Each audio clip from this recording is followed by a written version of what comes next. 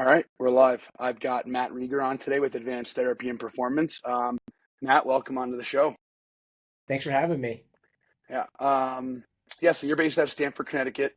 You've been a mental performance coach for a number of years now, but you have a kind of an extensive background here with athletics, and I want you to introduce yourself, kind of like talk about your athletic background and your experience in mental performance coaching, and kind of why you got into it, and just kind of your story here. Yeah, absolutely. So, someone who always played sports growing up, baseball was my main sport that I played competitively, but always played with friends recreationally, basketball, a little bit of hockey when I was really young, and then just always playing sports for fun, whether it was volleyball, dodgeball, football, all of those were always fun. So, like that competitive nature was always there. And as I kept getting older, like I wanted to be able to find a way to stay in it as best I could. Unfortunately, baseball ended when I ended up tearing my labrum right before college. I had my shoulder, so I was a pitcher. Tried to do the rehab to be able to come back from it, and I did. Just the timeline, it just still needed more time, and just wasn't ready. And I couldn't just go a whole another year without playing, so decided to stop playing, which definitely played a role in kind of where I am today. And from getting into the mental performance side, I kind of took a gap year between high school and college because I wasn't quite sure what I wanted to do, but I was told by parents as well as people like, hey, like you have to maximize this time. I still did like part-time school as well as had a job, but it was like, hey, like really think about what you want to do for like essentially the rest of your life, which is a hard question to ask a the time 18-year-old, but like how we ask a lot of kids now to find like this passion that they want to do at such a young age. So I really did take the time to kind of figure out what that thing was. Excuse me. And a couple of key things kept popping up for myself, which was I loved hearing stories about other people. So whenever someone was talking, it was always great hearing about a personal experience or something that they were going through. So I knew that was like key. I always liked helping people. I'm not always been the most outgoing and like social interactive. I tend to be more of a quiet person. But when it's a one-on-one setting, I find that I do really well with that. And I do like speaking and talking and kind of learning from others. Like that played a role in it. Definitely has been a growth area for me of getting more social, more talkative to like groups. And then I always like I said, helping people. And then it was like, hey, like what are these fields? And I also really liked listening a lot. So that really helped kind of guide a direction. So at first I thought get into psychology, do that some type of counselor role. So originally I thought it was mental health, clinical mental health counseling. And within that, I kind of thought that was kind of the path. And people kept saying, like, have you heard of a school in Massachusetts, Springfield College? Like they have like a good program. Like they also are sports focused. So I looked on their website just to see like what they had, and they had a field called sports psychology, and they also had athletic counseling, which really kind of sparked my interest of a way to combine this performance mindset sports realm of also helping people that really kind of dove into like, hey, like, this is what I want to do. Like this is a awesome way to interact with athletes that isn't like the physical side or like the technical, but like on a whole different thing I didn't know much about. So it definitely piqued my interest. So it was a And clinical psychology program, but focused in the sport and mental performance side. And you went in there freshman year, kind of already channeling your mind. this That's was what you my wanted to do. master's. Sorry, Oh, my okay. master's Sorry. for it. Yeah. So I kind of figured out I wanted to do the mental side within it. So I kind of went into college knowing what I wanted, but not many at the time for like schools had like an undergrad for this. Okay. So I just Gotcha. did general psychology. Cool. And I kept trying to find classes for better or for worse to like have some topics within it, whether that's like group dynamics or something that would fit that mold. And knowing what I wanted to ultimately get into. So within that journey to find that, I did study abroad. I did go to New Zealand for a semester, just to take like a sports psychology class. Despite what people think or say of like, oh, you went for location and all that, it was like no, like this place had a sports psychology program and class. So I was able to take a couple of classes in this realm to say like, hey, like, is this really what I want to do? So further solidifying what I wanted to do, and then ended up applying to Springfield for my master's to go into that. And I still was thinking the clinical side because they had a 2+1 program where you could do an athletic counseling master's degree and then do a third year for clinical mental health. And as I was going through the year with it, I talked to my supervisor and she kind of told me like, hey, if you're really passionate about like the sports side of it, and more like the coaching side, like getting the clinical mental health would be a really expensive backup plan. And I knew I didn't want to get too much into the clinical, so kind of went with, hey, what can I do with just the 2-year degree of a clinical of a mental performance coach, and got that 2-year degree. Went on and at where I'm at now at ATP. Went on to get my CMPC, which is a certified mental performance consultant through ASP, the Association of Applied Sports Psychology. And then for the past 4.5 years now, has been kind of growing this field within a company. Nice. And how are you noticing kind of like your experiences? I mean, today's topic, which will be the topic of the actual episode, but um, learning to deal with success and failures and actually learning from them. So, I mean, with your background in sports and being a pitcher and tearing your labrum, you said correct. Like that was probably something that you've been able to channel into some of the stuff that you teach from firsthand experience, which I think is extremely important in this field. And do you feel like that has helped just kind of having that athletic background and having so many years, playing and studying this and now applying it into your day-to-day life with your athletes that you work with? Absolutely. I think it helps you relate to the athletes you work with more and people you work with more because you've been there, you know it. Now, that also comes as a double-edged sword. You want to make sure that your experiences don't overwhelm like what they are experiencing themselves. Like you want to be able to take what they're experiencing and see it from their perspective fully. Because if you put your own biases and thoughts within it, then it can become a little bit tricky because you are there solely for the person to work on what they're experiencing. Just because I might have tore my labrum and went through a recovery process doesn't mean my experience is the same as their experience. So Mm-hmm. that might come up in conversation of like I like this has happened, but I want to know how they're experiencing and how they are perceiving their recovery process from their perspective because that's the one that they're there for. That's what we're working on. So having the knowledge is great, but now being able to see it from their perspective is the biggest thing I think that's important. Yeah, for sure. Well, I mean, let's get into the nitty-gritty of the topic and yeah, learning to deal with success and failure, and actually learning from those successes and learning from those failures. How do you want to start this up and segue to how do you what's your vision for the direction of this going? Yeah, so I think it's funny how we as people we tend to see like we all want success and we all want to do well. And it's understanding that like there's going to be failures along the way. So like they are so intertwined with each other that I feel like people don't fully understand that for anything to be successful, you probably tried multiple times and did not succeed in it.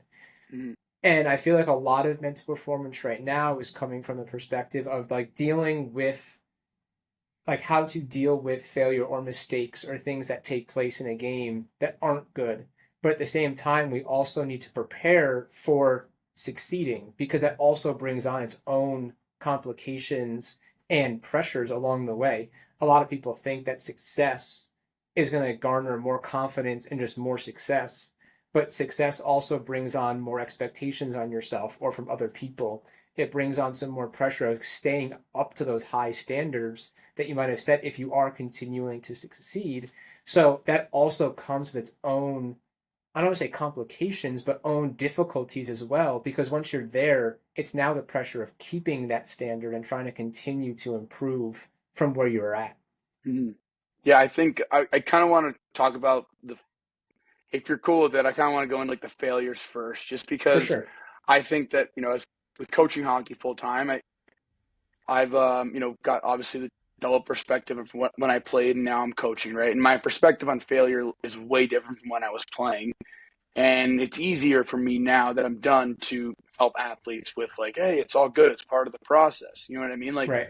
you try to tell me that 4 or 5, 6 years ago, I, Yeah. would be singing a different tune and being frustrated as most athletes are. But I want to dive into the failure part and learning from failure and how athletes can kind of shift perspective on failure or learn from failure because I mean, from like what I say to my athletes, and I do believe it is true. Like failure is an extremely important part of the process of it. I mean, you have to fail all the time, and you have to be okay with failure and having a different relationship with failure. Of this is about or it's on me and it's a reflection of me. And no, it's just you have to keep going up to bat.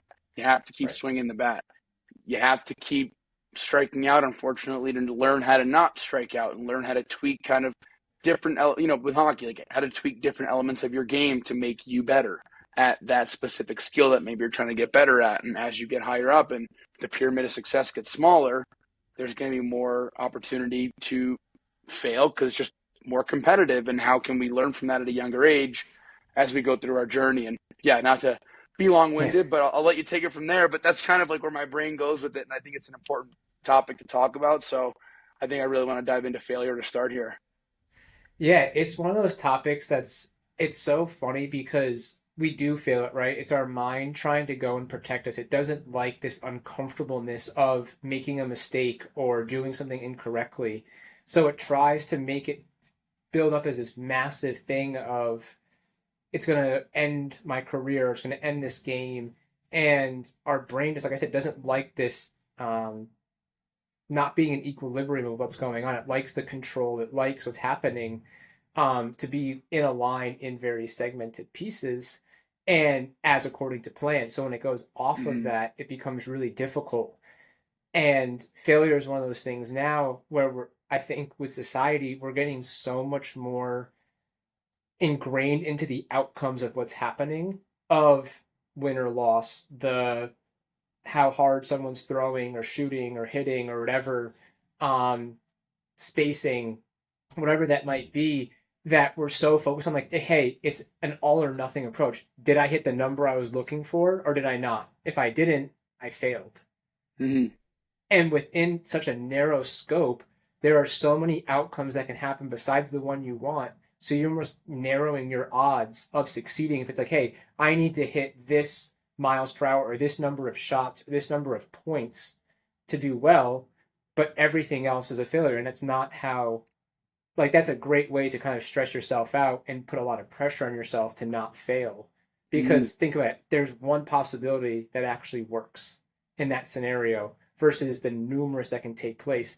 And there's also a lot of situations that are out of your control or circumstances that are out of your control that lead to you being able to hit that number or number of points, whatever that might be. Yeah. So that's where I think like how we define failure becomes a very important point, because if it's just one thing, then there's not a way to do it. If it's a failure of your process or how you're trying to get there, then that's a lot more easy to understand and digest of how can I make changes to it, because you're going along the way of, hey, am I putting as much effort as I can? Am I doing my training? Am I putting my technical work, my physical work, my mental work? And if you're checking those boxes, now we're just adjusting that process because there's multiple ways to now attack the ultimate goal, which might be a certain number of points or velocity or shots made within that. And now we can make those corrections because you're still probably growing in those areas. And that's the biggest piece to understand, is that, as you said, with failure, there are so many growth opportunities to improve. Maybe you didn't hit that number, but your body's less sore after doing something. And that's like a big sign of like increased strength. You're able to now do something that you weren't able to before and still be like healthy after it, which is still Mm-hmm. a progression along the way. But we kind of get so narrowly focused on it. And then also with failure, I kind of say it's funny because it's also the thing that we fear a lot as performers, but also keeps us going when we do fail to try again sometimes. So I Mm-hmm. use the example of like a video game, right? If you're on an easy setting and you're absolutely crushing it over and over and over again, you're probably going to get bored of that game and stop playing. But it's the failures within it that actually keep you going because you might get a little bit further each time or a little bit better, and then the difficulty changes. And then you have to keep growing within it. So I feel like that's also the funny piece. We don't think of it as like, hey, that's also what keeps us coming back. Because if we're just good at it, we're gonna get bored. Totally. You're basing everything off of like, I want to dive in more into this. Like, if you don't mind me breaking that down, from my understanding, it's like process focused, right? I mean, and Mm-hmm. everyone talks about process focused, but what is process focused? And from what I'm hearing from you, it's like, okay, there's going to be a lot of factors for the outcome, right? Just in game situations or whatever the case may be.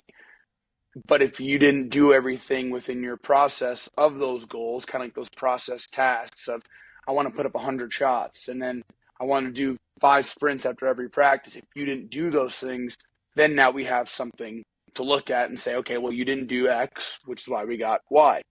But if you did do all those things and you're still not getting the result that we want, we still go back to them and say, okay, we got to make some tweaks here. Right. Maybe if you're not, I don't know, and correct me if I'm wrong, but if an athlete isn't feeling strong to make those shots, but they're putting up 100 shots and doing 5 sprints, maybe then you tailor it and do 75 shots or 60 shots and do 7 to 10 sprints. That way now they have the energy and they've kind of like worked their energy systems into, and not to get all sciencey, but like, Yeah.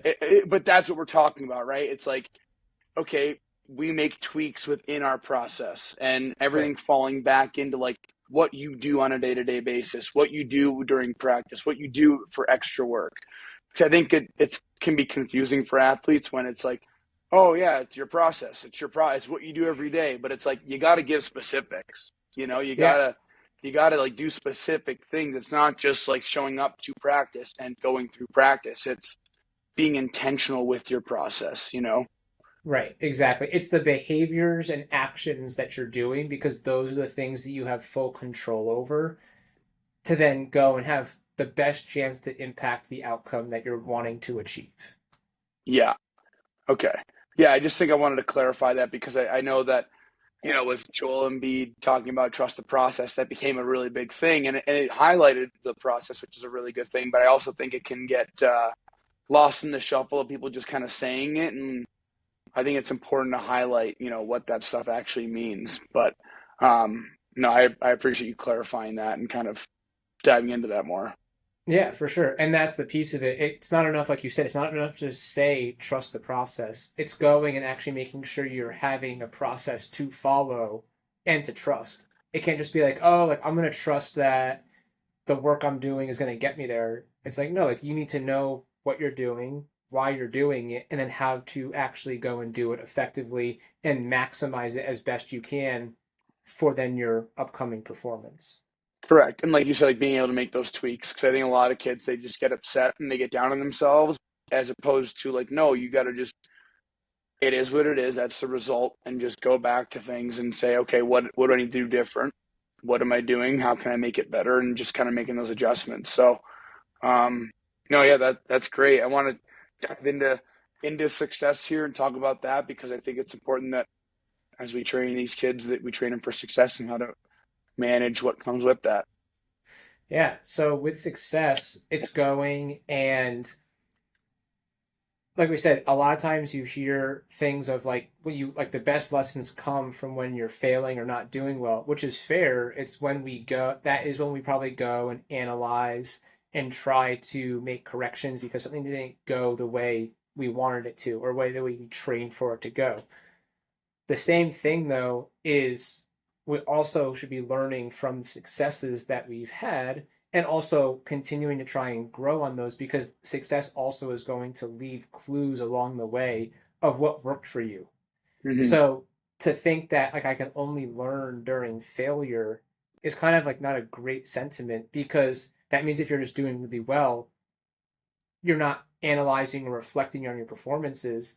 And if you think about it, right, when we look at some of the great athletes that are playing, we go and try and find what they do well. So we're looking at their successes to try and mimic some of that.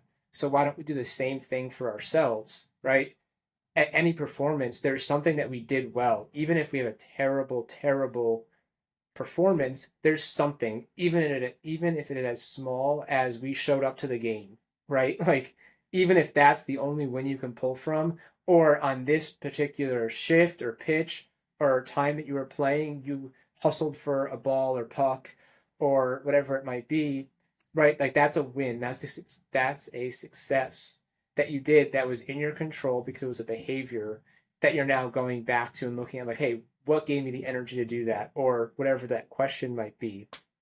And I think it's You mind if important. I just Oh yeah, go ahead. stop you there? I just want to. So you're saying that it's important that even within like a failure to find a success, like, well, no matter how small it is.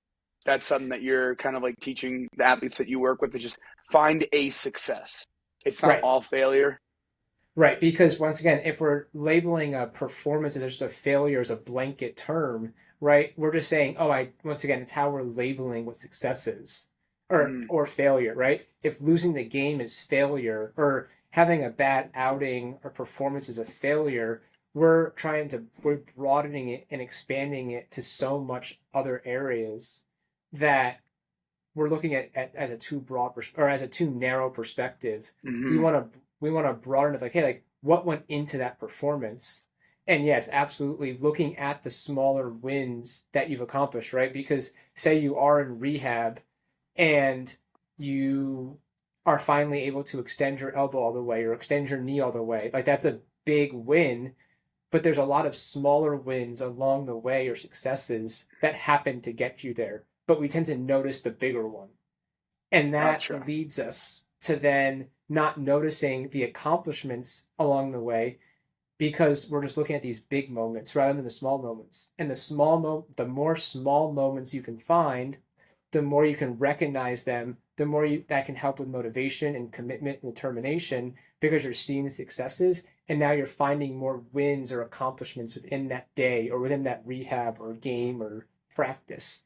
And then the Mm, bigger ones become even more fulfilling because you've tracked the process or progress of these everyday wins rather than the, hey, I've been rehabbing for 4 months and now I'm finally able to throw a ball or I'm finally able to run, right? Like if you're waiting that long for something to like have an accomplishment or a win, like that's a long time to have to be doing it if you're not noticing on a smaller basis. correct. Yeah, I didn't mean to interrupt you there. I just wanted to kind of highlight that because I never really had paid attention to that, and I think it's important. I just wanted to highlight it and kind of clarify for myself that there's you can highlight a positive no matter how big, no matter how small, and that it's important to do that. Not every failure is just a 100 complete and total failure. There's small Right. things that you can take from a game, a practice, a performance that can be a positive, small win, a success.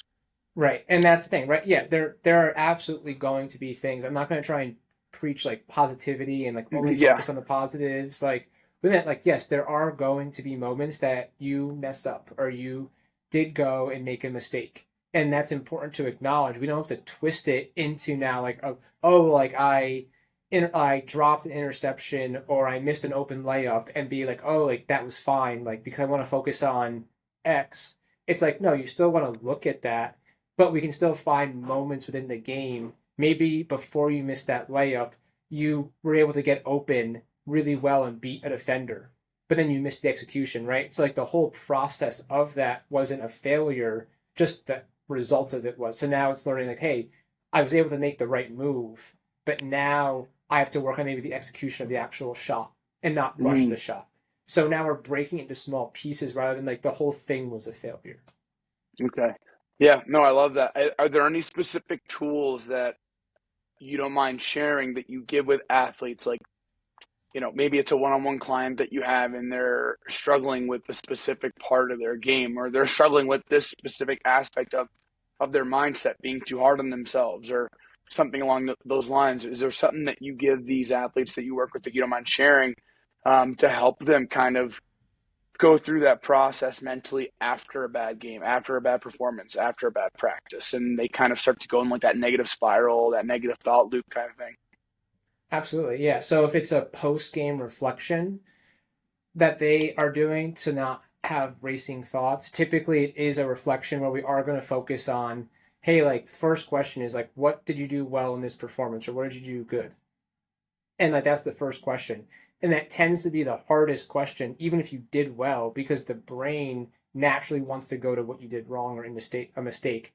So typically when I ask an athlete, how was your season, or tell me a strength of yours, they tend to go and maybe list one or two. And then before I even ask for the thing of like, what can they work on? They're already saying a mistake or what didn't go well. And that's a great talking moment with them because it's like, hey, do you notice? I didn't even ask you about like what you want to work on yet. And you still went right to that. Or they don't even say a strength or something they did well. They just go right to what they could work on, which shows the negativity bias we have. So I always say like the first one should be like, what did you do well? Like what went well in this game? Like force yourself to find something. Then, as we've kind of been using the word before, it's like, what can you learn from this performance? Because no matter what, good, bad, and different, we want to be learning. And that's the key to everything. What did you learn? What can you improve on? So we still want to have that question of like, what can we improve on to get better? And then the last one is like, what action can I take for either today or tomorrow to work on this? And that last question is the action question of it of I've now reflected, I've gone through everything, and typically after a good or bad game, our mind is racing about what we should be doing next. So if we can answer that question in a structure of what can I do about this tomorrow or the today, we can now go and then have that answer like, hey, like I already have a plan for the next day. So my mind doesn't have to race for like what I have to do because I already planned it out based off of my reflection. Okay, and what does that look like? What do you advise your athlete to do? Is it like a one thing, pick one thing, pick three things, and how specific like is that? If I'm a client of yours and I have a bad game in hockey and I was on the ice for 3 goals against, then I'm supposed to be putting up points. I'm supposed to score goals or contribute in some way, assist, whatever. And I didn't have anything. Right. And it's been maybe 3 games of this, and just haven't. I've gotten out of my rhythm of being that contributor on the team. How would you, from an action standpoint, like, what would that look like? Yeah. So if you find, say, maybe your passes aren't as crisp as they were before, or there's a little bit of Yeah. hesitation in them, right? Okay. It might be, hey, my plan now is to go and spend an extra 10 minutes for this week, or maybe a little bit longer, up to you what that is, to now go hmm and execute certain passes you might have in the game. Okay. Sweet. I Yeah. know hockey's a little harder because it's like ice time and all of that, For sure. but something within that of like, hey, like I'm gonna put more of a focus on the aspect I'm trying to improve on. And then you can set like time limits, right? It doesn't have to be long, it just has to be consistent. So if it is, say, 10 minutes a day for the next week, hypothetically, like that's 70 minutes of extra work you're putting into it. So like that's your task of like, okay, how can I address this for tomorrow? What's my action plan for tomorrow? Cool. No, I love it. That's great. It's specific, and I think this thing you say is consistency. Like you hit the nail on the head with the specific part. Like, what passes am I missing? If that's a specific area that I'm failing on, like I think a lot of people think that they have to do this like massive effort Right. of a larger event. Like they just have to like work even harder in practice. Where it's like just break down a skill. And correct me if I'm wrong, but isn't that what it would be? Just like break down a specific skill, break down a specific move, maybe, and just slow it down, but just do a lot of reps of it and be consistent with doing that, right? Just kind of Yeah. less, but more specific is more, kind of, right? Yeah, it's going and finding like, hey, if you're saying, hey, if you say if it's baseball, right? Say like, hey, I wasn't throwing any strikes, right? Like that's a really broad and hard like task to work Yeah. on hmm within it. But if you find a more specific thing that like, hey, maybe I was pulling my glove side too much or my arm was lagging behind.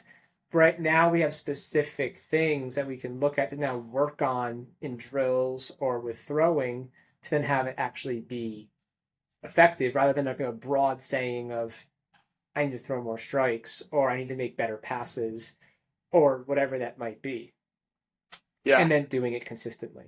Okay. Yeah, great. Now, sorry I gave you the hockey analogy. That's just where my brain automatically No, goes. So I no, no worries. apologize for being biased there. But I mean, for me, like I'm a hockey guy, you're not a hockey guy, but that was a perfect example of like how you can just apply that. So I appreciate that. But yeah, Yeah.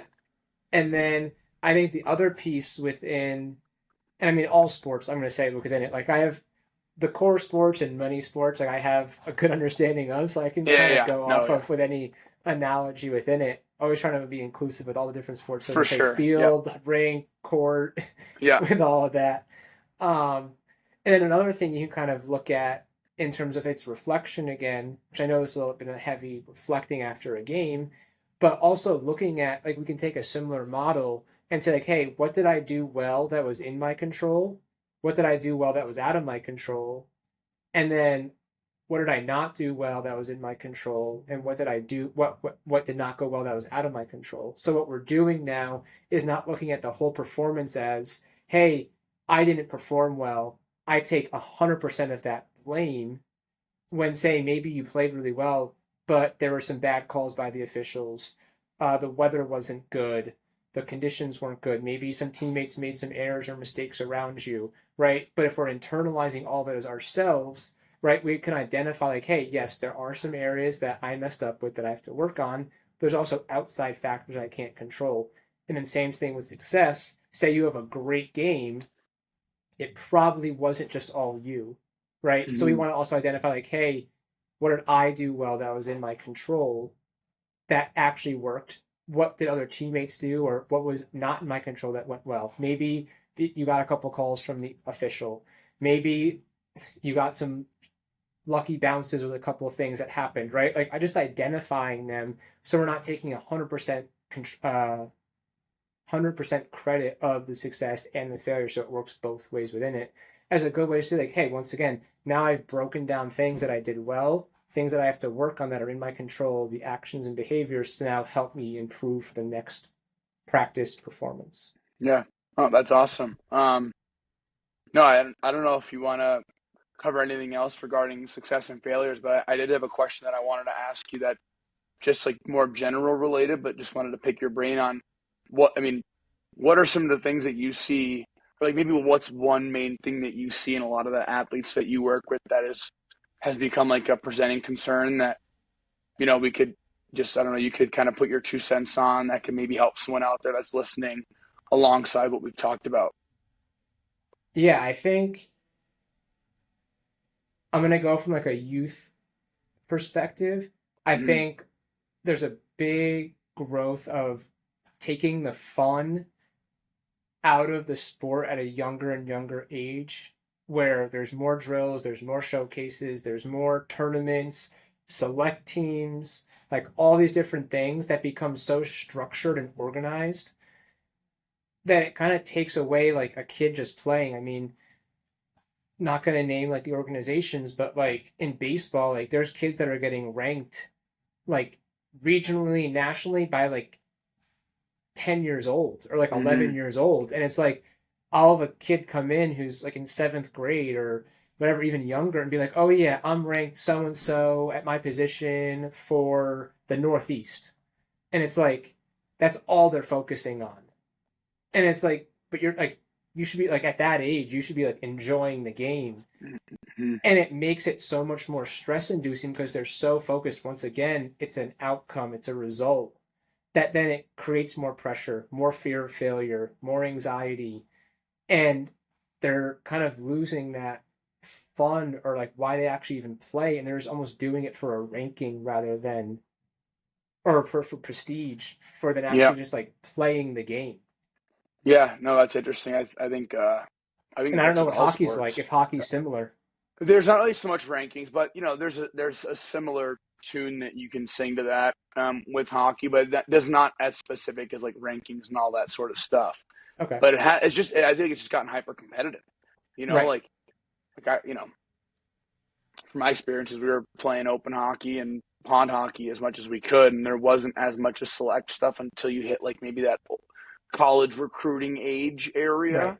Then it became more of that. And there's always been like tournament teams, but the specific high level rank recruit specific type stuff didn't happen until like 14, 15, 16. But yeah, 10 Yeah. years old is young. But I mean, I feel like that's just and maybe it changes. Who knows? I mean, it's changed in 10 years. I mean, obviously it's gotten more competitive, but it's currently part of our life. So how could a parent or a player, you know, navigate that, you know, part of their sport? How would you suggest that someone goes about doing that?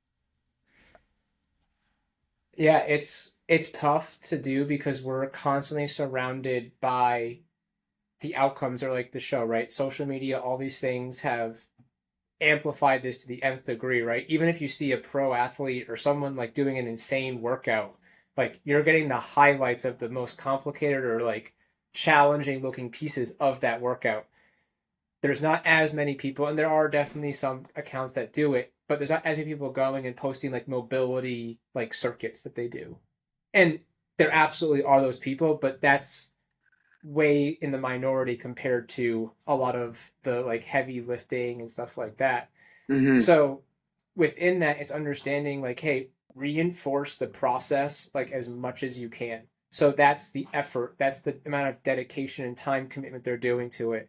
That is their consistency with doing it and their work ethic towards doing it rather than great job, like you just PR'd, like, and now celebrating the PR versus the effort that it took to get there. Mm-hmm.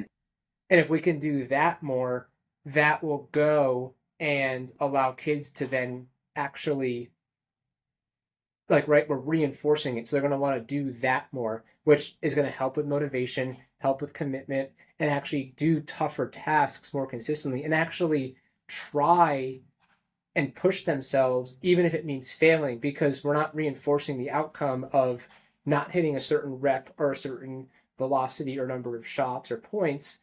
We're reinforcing the effort they put. And if you reinforce that, they're going to keep going back and trying to put effort into the task, which then I'm going to say solves in air quotes because it's very hard to do, but solves the piece of this fear of failure because that's not what they're being reinforced. Right now, we're just being so reinforced with, I mean, it could be anything. It doesn't have to be just sports, right? If it's money with a job, if it's people you're talking to, if it's friends, if it's the food we eat, whatever that is, right? If we're being reinforced to like do that and have that and not like the effort we're putting into it or like the process of doing it, the task to get there, Mm-hmm. then we're gonna have fear over it. But if you say like Matt, like, hey, like great job going and trying to connect with like 10 different clients this week, right? Versus, hey, the outcome was you only converted 2 out of those 10, right?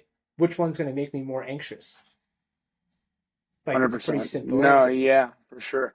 No, I think that's all awesome. And I love that you mentioned that it's like with a job, it's like with money, it's like these are life skills, which I try and emphasize a lot, and that's why I'm so passionate about sport and performance psychology because these are things that translate into everyday life. Right. And once you're done playing your sport, which unfortunately comes to an end for all of us, these things that you're learning from your sport um, are going to translate into your day to day life and hopefully make you a better person because of it. Right. Yeah. I Um, mean, I think that's what made me like continue to really dive into this field more is because you just see the transferability across everything you do. It's not just like a select thing for sports or school, like it's just everything. It's how you live, of the habits you create and how you're viewing them that just dictates so many pieces of your life. Like as I kind of say everything, and this is kind of like the selling point I try and say to parents or kids, like everything, no matter what it is in life, is a performance. Like mm, this conversation, school, talking with friends, like being with family, like everything you do involves your mind and is a performance. So these skills apply to all of that you can actually go and work on where it's not just like, oh, I'm anxious while playing a game, I can use it. It's like, no, this also applies to taking a test, a job interview, a presentation. Like all of these play a role of how you're thinking about it and perceiving it. So it yep. just becomes so much more of a lifestyle rather than just like a niche thing. Yeah, 100%. I couldn't agree more. And I think at the end of the day, the most important thing is like having fun with it all. We play sports because they're fun. So Yeah, I try to, that's the big thing I'm sure you emphasize too, that I definitely do. It's like, if we're not having fun playing hockey or playing baseball, whatever it is that you're doing, right, I don't know why you're doing it. Then it's this sports are, supposed to be enjoyed. So right. Yeah, and like I said, that's the piece with the environment plays such a big role within that, which is a whole that's a whole different conversation yep. within that. But the environment that the kids are put in can also dictate the fun or like effort that they're putting in to their sport. Yeah, totally. But no, I mean, I think there's so much value in this, and I really appreciate your time coming on. I don't know if there's anything else that we want to kind of touch on, but I think that this was an awesome opportunity for us to have you on here and kind of share your knowledge and your perspective on all this and give such incredible insight on all these things. I think it's going to be extremely valuable to those who listen. So I just wanted to thank you very much for your time and for telling us kind of your perspective on all this stuff and giving a wealth of knowledge. So thank you. Absolutely. No, I love these conversations, so I appreciate you having me. Yeah, definitely. And we'll have to have you on again soon if you're up for it. So thank you again. Sounds good. Awesome. Sweet. All right, let me